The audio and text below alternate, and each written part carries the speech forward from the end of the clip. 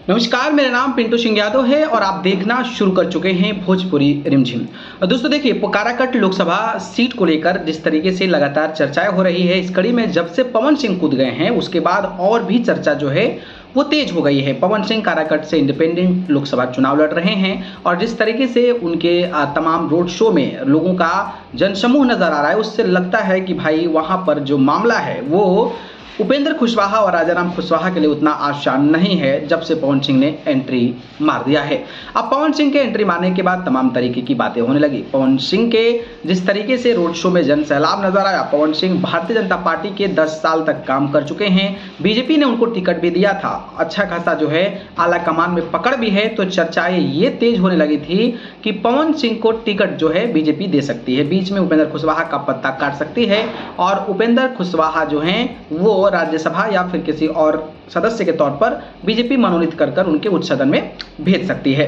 लेकिन अब ऐसा लगता है कि इन सारी चीजों पर पानी फिरने वाला है, क्योंकि 9 तारीख को पवन सिंह ने घोषणा कर दिया है कि वो नामांकन करेंगे और आज जो है 8 तारीख हो गया और 8 तारीख होने के बाद जो है कोई भी फैसला अभी तक इस पर नहीं आया है। ना ही बीजेपी आला कमान ने कुछ बातें कही है और ना ही कुछ ऐसा जो है गुफ्तगू जो है वो काराकट के चुनावी अभियान में हो रहा है।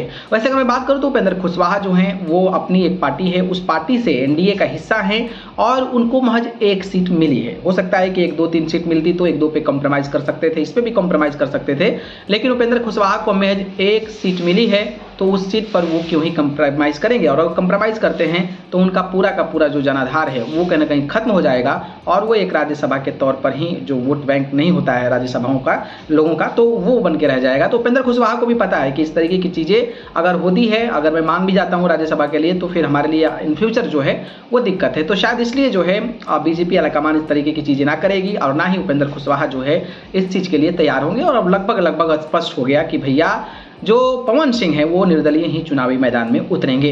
बाकी आपको क्या लगता है, पवन सिंह क्या कर पाएंगे, क्या कुछ कमाल कर पाएंगे, कितना वोट पा पाएंगे? इस पर अपनी प्रतिक्रिया हमें कमेंट बॉक्स में जरूर बताइएगा और अगर आप काराकट से हैं तो आपको क्या लगता है कौन बाजी मारेगा, ये भी हमें जरूर बताइए। धन्यवाद।